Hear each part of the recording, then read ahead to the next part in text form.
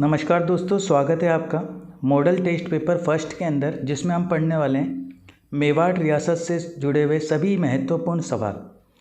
तो शुरू करते हैं इस वीडियो को। सबसे पहला सवाल हमारे सामने जो है वो क्वेश्चन ये है कि निम्नलिखित में से कौन सा कथन असत्य है। जी हाँ, असत्य कथन को हमको ढूंढकर बताना है। तो सबसे पहला जो कथन है हमारे पास में ऑप्शन ए में दे रखा है कि राजस्थान के एकीकरण के समय 19 रियासतें थी। तो बिल्कुल सही है, राजस्थान के एकीकरण के समय 19 रियासतें थी। फिर सेकंड ऑप्शन दे रखा है कि राजस्थान के एकीकरण के समय निमराना, लावा और कुशलगढ़ 3 ठिकाने थे। तो ये भी ऑप्शन बिल्कुल सही है हमारा, क्योंकि राजस्थान का जब एकीकरण हो रहा था तो निमराना जो था अलवर में, लावा टोंक में और कुशलगढ़ बांसवाड़ा के अंदर, ये 3 ठिकाने हुआ करते थे। अगला ऑप्शन है राजस्थान के प्रथम agent to governor general Lockett थे। जी हाँ, ये ऑप्शन भी बिल्कुल सही है, यानी तीनों ही ऑप्शन सही है। तो इसका आंसर जो बोला है कि असत्य कथन कौन सा है, तो असत्य कथन कोई भी नहीं है, तो हमारा आंसर होगा ऑप्शन डी का। इसके अलावा मैं आपको जानकारी देना चाहूँगा कि राजस्थान के एकीकरण के समय एक केंद्र शासित प्रदेश भी था, जिसका नाम था अजमेर मेरवाड़ा। जी हाँ, क्या नाम था? अजमेर मेरवाड़ा। ठीक है, अगला क्वेश्चन देखेंगे हम इसके बाद में। अगला क्वेश्चन है हमारे पास में कि राजपूतों की उत्पत्ति ब्राह्मणों से हुई है। किससे हुई है? राजपूतों की उत्पत्ति ब्राह्मणों से हुई है। इस सिद्धांत का प्रतिपादन निम्न में से किसने किया था? तो राजपूतों की उत्पत्ति ब्राह्मणों से हुई है, यह किसका सिद्धांत था, यह किसका प्रतिपादन था, किसने प्रतिपादन किया था? तो ऑप्शन ए, इसका आंसर होगा ऑप्शन ए, D.R. भंडारकर ने। जी हाँ, और इस सिद्धांत का जो प्रतिपादन जो किया था D.R. भंडारकर ने, इसका जो समर्थन किया था वो किसने किया था? तो इसका समर्थन किया था गोपीनाथ शर्मा ने। किसने किया था? तो गोपीनाथ शर्मा ने किया था। जी हाँ, अगला क्वेश्चन देखते हैं हम। राजपूतों की उत्पत्ति के संदर्भ में मिश्रित जाति के सिद्धांत का प्रतिपादन किसने किया था? यानी मिश्रित जाति के हैं, ये सिद्धांत किसने दिया था? तो ये सिद्धांत देने वाले थे डॉक्टर D.P. चट्टोपाध्याय। जी, ऑप्शन ए, आंसर इसका ऑप्शन ए होगा। जी हाँ, राजपूतों की उत्पत्ति के संदर्भ में मिश्रित जाति का सिद्धांत D.P. चट्टोपाध्याय ने दिया था। इनके अनुसार राजपूत ना तो देशी हैं और ना ही विदेशी हैं। जी हाँ, अगला क्वेश्चन है अंग्रेजों द्वारा ग्रीष्मकालीन राजपूताना रेजिडेंसी कहाँ स्थापित की गई थी? जो अगला क्वेश्चन था हमारा, वो अगला क्वेश्चन क्या है? तो राजपूताना रेजिडेंसी जो ग्रीष्मकालीन थी वो कहाँ पे थी? तो आंसर इसका हमारा होगा ऑप्शन सी, माउंट आबू। जी हाँ, 1845 ईस्वी में माउंट आबू को अस्थायी राजपूताना रेजिडेंसी बनाया गया मई और जून के अंदर। सर्वप्रथम 1857 की क्रांति की सूचना राजपूताना के एजीजी पैट्रिक लॉरेंस के पास पहुंचती है, और इस वक्त यह ग्रीष्मकालीन रेजिडेंसी माउंट आबू में थी। ठीक है, यानी जो 1857 की क्रांति हुई थी उसकी सूचना सबसे पहले कहाँ पहुँचती है? तो पैट्रिक लॉरेंस के पास पहुँचती है। ठीक है, अगला क्वेश्चन देखते हैं हम। अगला क्वेश्चन है हमारे सामने कि राजपूत सामाजिक व आर्थिक क्रियाओं की उपज है। जी हाँ, राजपूत जो है वो सामाजिक व आर्थिक क्रियाओं की उपज है, यह किसने कहा था? तो यह कहा था ऑप्शन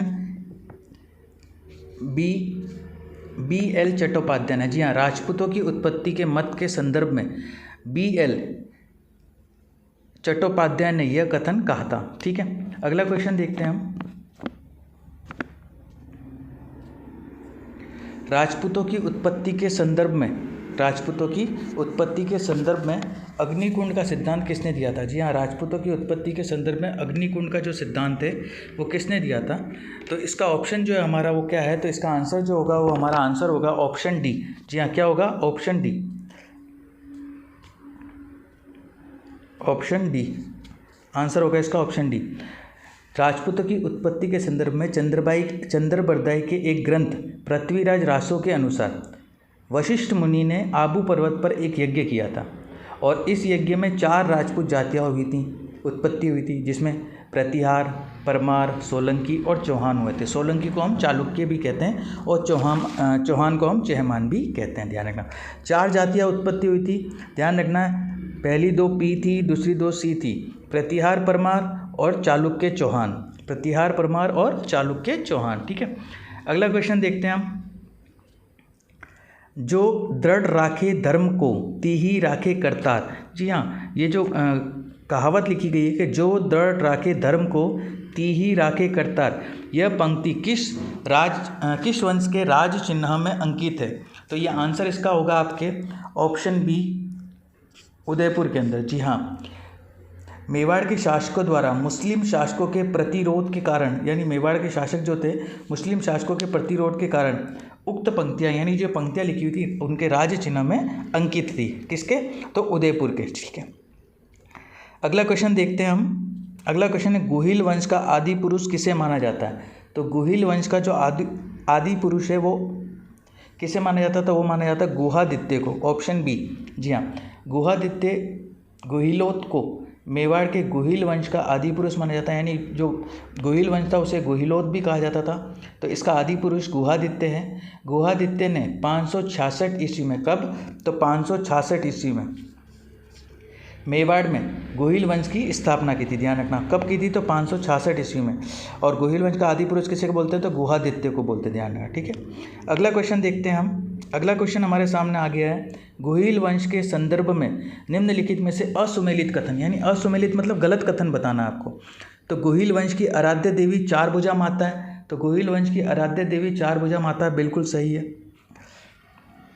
गुहिल वंश की कुल देवी केला देवी है। तो गुहिल वंश की जो कुल देवी है वो बाण माता है, केला देवी नहीं है। तो ये बी वाला ऑप्शन गलत है।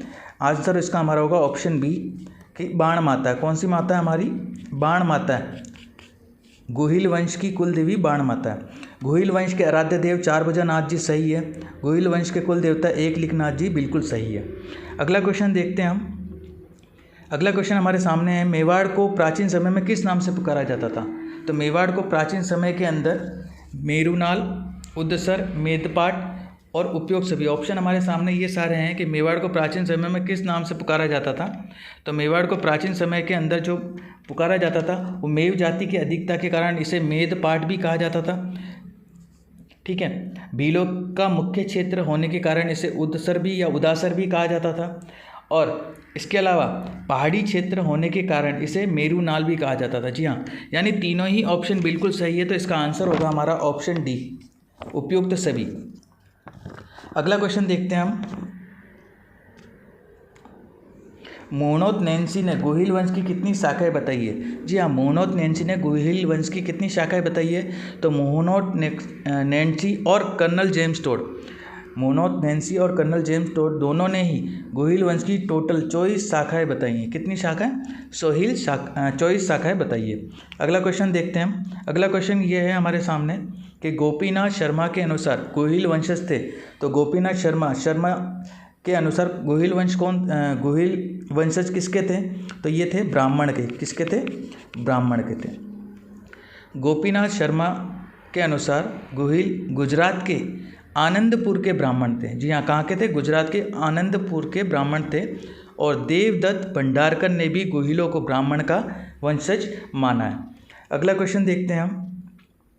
अगला क्वेश्चन है, गुहादित्य किसके सहयोग से शासक बना था? तो गुहादित्य जो था वो भीलों के सहयोग से। ऑप्शन सी, भीलों के सहयोग से यह शासक बना था। मंडेला भील ने अपना अंगूठा काटकर गुहादित्य का राज्याभिषेक किया था। और गुहादित्य ने 566 ईस्वी में, कब? अभी मैंने आपको थोड़ी देर पहले ही बताया था, 566 ईस्वी में भीलों के सहयोग से ही गुहिल वंश की स्थापना की थी। अगला क्वेश्चन हमारे सामने है, नयनचंद सूरी ने गुहिलों को माना था। तो नयनचंद सूरी ने गुहिलों को क्या माना था? सूर्यवंशी, रघुवंशी, विदेशी या अ व ब दोनों? तो इसका आंसर हमारे सामने होगा अ व ब दोनों, ए व बी दोनों। जी हाँ। अब अबुल फजल के अनुसार गुहिल ईरानी बादशाह नौशेखा आदिल के वंशज थे। गोपीनाथ शर्मा के अनुसार गुहिल ब्राह्मण थे। देवदत्त भंडारकर के अनुसार गुहिल ब्राह्मण थे। और नयनचंद सूरी के अनुसार गुहिलों को सूर्यवंशी और रघुवंशी माना गया था। अगला क्वेश्चन देखते हैं हम। गुहिल वंश की उत्पत्ति के संदर्भ में निम्नलिखित में से कौन सा कथन सत्य है? जी हाँ, सत्य कथन पूछा गया है। तो पहला कथन हमारे सामने है कि अबुल फजल के अनुसार गुहिल ईरानी बादशाह नौशेर खान की आदिल की संतान थे। नौशेर या इसको नौशेखा भी बोलते हैं, ध्यान रखना, नौशेखा की आदिल संतान थे। तो ये ऑप्शन बिल्कुल सही है। अगला ऑप्शन है हमारे सामने, टोड के अनुसार गुहिल शिलादित्य के वंशज थे, तो ये ऑप्शन भी सही है। तो इसका आंसर होगा हमारा ऑप्शन सी, ए व बी दोनों। अगला क्वेश्चन देखते हैं हम। अगला क्वेश्चन है कि बप्पा रावल के संदर्भ में, किसके, बप्पा रावल के संदर्भ में निम्न कथनों पर विचार करते हुए सही कूट का चयन करें। जी हाँ, बप्पा रावल के संदर्भ में आपको सही कूट बताना कि कौन सा ऑप्शन, यानी दो ऑप्शन हमारे सामने दे रखे हैं, उन दो ऑप्शन के अंदर कौन सा ऑप्शन बिल्कुल सही है ये हमें बताना है।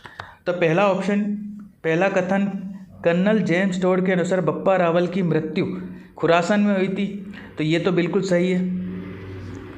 सेकंड ऑप्शन है डी.आर. भंडारकर के अनुसार मेवाड़ में सर्वप्रथम सोने के सिक्के बप्पा रावल ने चलाया, तो ये गलत है। ठीक है, अब तो कर्नल जेम्स टोड के अनुसार बप्पा रावल की मृत्यु खुरासान में हुई थी, ये तो बिल्कुल सही लिखा गया। लेकिन जी.एच. ओझा के अनुसार मेवाड़ में सर्वप्रथम बप्पा रावल ने सोने के सिक्के चलाए थे, यानी डी.आर. भंडारकर के अनुसार नहीं, जी.एच. ओझा, जी.एच. ओझा गौरीशंकर हीराचंद ओझा के अनुसार, गौरीशंकर हीराचंद ओझा के अनुसार मेवाड़ में सर्वप्रथम सोने के सिक्के किसने चलाए थे, तो बप्पा रावल ने चलाए थे। अगला क्वेश्चन देखते हैं हम। अगला क्वेश्चन हमारे सामने है कि निम्न में से बप्पा रावल के संदर्भ में असत्य कथन को छांटना है। जी हाँ, कौन से कथन को छांटना, असत्य कथन को छांटना। अब पहला कथन है बप्पा रावल ने इराक के शासक हज्जाज को पराजित किया था, तो बिल्कुल सही है। बप्पा रावल ने अरबी आक्रांता जुनैद को पराजित किया था, तो ये भी बिल्कुल सही है। कुंभलगढ़ प्रशस्ति में रावल व बप्पा रावल और कालभोज को अलग अलग बताया गया, तो ये ध्यान रखना आपको कि रणकपुर प्रशस्ति में, कुंभलगढ़ प्रशस्ति में नहीं, रणकपुर प्रशस्ति में। कौन सी प्रशस्ति में, तो रणकपुर। तो ये ऑप्शन आपका ऑप्शन सी जो है वो बिल्कुल गलत है आपका। रणकपुर प्रशस्ति के अनुसार रावल, बप्पा रावल और कालभोज को अलग अलग बताया गया। ठीक है, अगला ऑप्शन है बप्पा रावल और नागदा को अपनी राजधानी बनाया था, तो बिल्कुल सही है। यानी तीन ऑप्शन सही है। ऑप्शन सी जो है इसका बिल्कुल गलत है, क्योंकि कुंभलगढ़ प्रशस्ति इसका आंसर नहीं होगा, इसका आंसर होगा रणकपुर प्रशस्ति। अगला क्वेश्चन देखते हैं हम। अगला क्वेश्चन हमारे सामने है कि बप्पा रावल के संदर्भ में निम्न कथनों पर विचार करते हुए सही कूट का चयन करना है। क्या करना है हमको, सही कूट का चयन करना है। तो सही कूट के चयन के अंदर हमको कौन सा ऑप्शन दे रखा है, ऑप्शन दे रखे हैं बप्पा रावल के समकालीन प्रतिहार शासक नागभट्ट थे, बिल्कुल सही है। बप्पा रावल के समकालीन चालुक्य शासक विजयादित्य थे, ये भी बिल्कुल सही है। यानी इसका ऑप्शन सी होगा, अ व ब दोनों ही सही थे बिल्कुल। विजयादित्य जो थे वो गुजरात के शासक थे, कौन से, और चालुक्य शासक यानी सोलंकी, चालुक्यों को सोलंकी भी कहा जाता है, ध्यान रखना। क्या कहा जाता है, सोलंकी भी कहा जाता है। अगला क्वेश्चन हमारे सामने है कि नागदा उदयपुर के अंदर सास बहू का निर्माण किसने कराया था। जी हाँ, सास बहू मंदिर का निर्माण, जिसे सशस्त्र बाहु का भी मंदिर कहते हैं, इसका निर्माण किसने कराया था, तो इसका निर्माण कराया था, ऑप्शन है आपके बप्पा रावल, इसने इसका निर्माण कराया था। सास बहू का जो मंदिर था ये नागर शैली में बना हुआ है और उदयपुर जिले के नागदा कस्बे में स्थित है। इस मंदिर को मैंने बताया अभी आपको सहस्त्र बाहु का मंदिर भी कहा जाता है। नागदा जो थी वह गुहिल शासकों की प्रथम राजधानी थी और इल्तुतमिश ने इसे नष्ट कर दिया था। तब जयद्रथ सिंह ने चित्तौड़गढ़ को मेवाड़ की राजधानी बनाया था। अगला क्वेश्चन देखते हैं हम। अगला क्वेश्चन है बप्पा रावल का मूल नाम क्या था, यानी बप्पा रावल का वैसे नाम क्या था। तो बप्पा रावल का नाम, जो मूल नाम था वो नाम था कालभोज। तो ऑप्शन सी आपका बिल्कुल सही होगा। बप्पा रावल ने 734 ईस्वी के अंदर, कब, तो बप्पा रावल ने 734 ईस्वी में हरित ऋषि के आशीर्वाद से मान मौर्य को परास्त कर चित्तौड़गढ़ पर अधिकार कर लिया गया था। कब, 734 ईस्वी के अंदर, ध्यान। और एक लिंगजी मंदिर का निर्माण भी बप्पा रावल ने करवाया था। बप्पा रावल को बप्पा की उपाधि हरित ऋषि ने दी थी, ये ध्यान रखना आपको, ठीक है। अगला क्वेश्चन देखते हैं हम। तो अगला क्वेश्चन हमारे सामने है, मेवाड़ में सर्वप्रथम नौकरशाही का गठन किस शासक ने किया था। तो मेवाड़ में सर्वप्रथम जो नौकरशाही का गठन है वो ऑप्शन सी अल्लट, जी हाँ, ऑप्शन सी अल्लट ने किया था। अल्लट को आलू रावल की नाम से भी जाना जाता है। अल्लट ने आहट या अघाटपुर को अपनी राजधानी बनाया था। अल्लट ने होण राजकुमारी हरिया देवी से विवाह किया था और ये राजस्थान का प्रथम विदेशी विवाह था, ये भी आपको ध्यान रखना है। यानी अल्लट को आलू रावल भी कहा जाता था। इसने आहट को अघाटपुर को अपनी राजधानी बनाया था और इसने होण की राजकुमारी हरिया देवी से विवाह किया था और यह राजस्थान का प्रथम विदेशी विवाह था। अगला क्वेश्चन देखते हैं हम। अगला क्वेश्चन हमारे सामने है, तराइन के प्रथम युद्ध में पृथ्वीराज चौहान तृतीय का सहयोग करने वाले मेवाड़ के शासक कौन थे? जी हाँ, जो तराइन का प्रथम युद्ध हुआ था, उस प्रथम युद्ध में पृथ्वीराज चौहान जो तृतीय थे, उनका सहयोग करने वाले मेवाड़ के शासक कौन थे? तो इसका आंसर है आपका ऑप्शन सी, रावल सामंत सिंह। जी हाँ, ये कौन थे? तो पृथ्वीराज चौहान तृतीय के बहनोई थे। पृथ्वीराज तृतीय की जो हमारी बहन थी, उन बहन का नाम था पृथ्वीबाई। और तराइन के प्रथम युद्ध में, जो कि कब हुआ था? तो 1191 में हुआ था। पृथ्वीराज तृतीय का सहयोग करने वाले मेवाड़ के शासक सामंत सिंह, जो कि इनके बहनोई थे, ये वीर गति को प्राप्त हो गए थे। अगला क्वेश्चन देखते हैं हम। अगला क्वेश्चन हमारे सामने है कि मेवाड़ में रावल शाखा को निम्नलिखित में से किस शासक ने प्रारंभ किया था?